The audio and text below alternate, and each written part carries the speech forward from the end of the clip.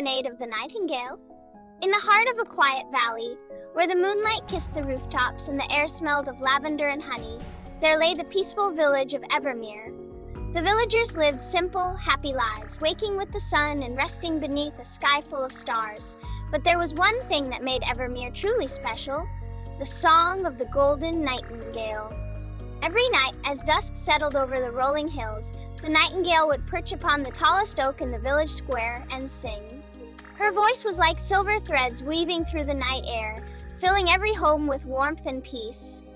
The villagers believed her song had magic within it, a melody that could heal the weary, calm the troubled, and bring the sweetest of dreams. Among the villagers was a young girl named Lena. She had long, wavy brown hair and eyes the color of autumn leaves. Lena adored the nightingale's song more than anything in the world. While others fell asleep to its melody, she would sit by her window listening to every note as if the bird was singing just for her. But one evening, something was different. As the stars blinked awake, Lena waited eagerly for the song to begin. Yet the night was silent. No melody drifted through the air, no gentle lullaby wrapped around the village. The nightingale was nowhere to be seen. The next morning, the villagers gathered in concern. "Without her song, I couldn't sleep," sighed the baker. "My little one cried all night," murmured a tired mother. Even the oldest villager, wise old matron Olira, shook her head in worry. Lena knew she had to do something. She had always felt a special connection to the nightingale. Maybe she could find her. So, with a lantern in hand and determination in her heart, she set off into the nearby Whispering Woods, where the bird was last seen. A forest full of secrets. The woods were dense and humming with the sounds of rustling leaves and distant owls. Lena followed the soft echo of the nightingale's last song, letting her heart guide her deeper into the trees. Soon, she reached a hidden glade, where moonlight spilled like liquid silver over a small shimmering lake. And there, by the water's edge, sat the golden nightingale, her golden feathers dim, her head drooping low. "Oh, little nightingale," Lena whispered, kneeling beside her, "why have you stopped singing?" The nightingale lifted her tiny head, and, to Lena's surprise, she spoke in a voice like a gentle breeze.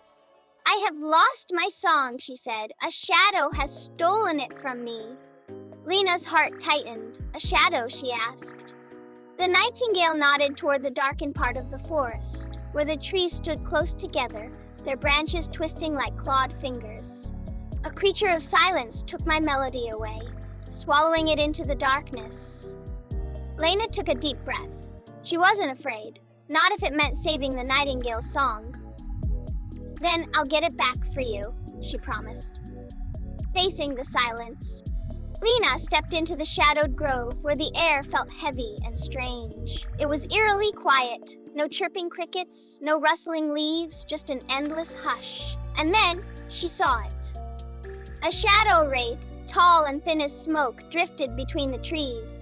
Its form was made of swirling darkness, and in its hollow chest something shimmered, a tiny glowing thread of gold.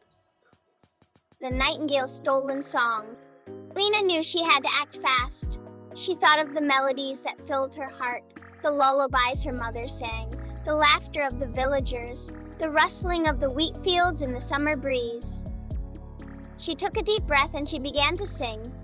Her voice was small at first, but then it grew, filling the silent grove with warmth. The shadow wraith hissed, recoiling as if the song burned it. Lena kept singing, her melody wrapping around the creature like golden vines, unraveling its darkness. With one final note, the wraith let out a silent cry and vanished into the night. The golden thread of the nightingale's song floated gently to the ground. Carefully, Lena picked it up and hurried back to the clearing. The song returns.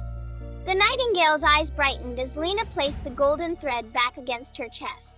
A soft glow surrounded her, and then, like a river finding its course, the song returned.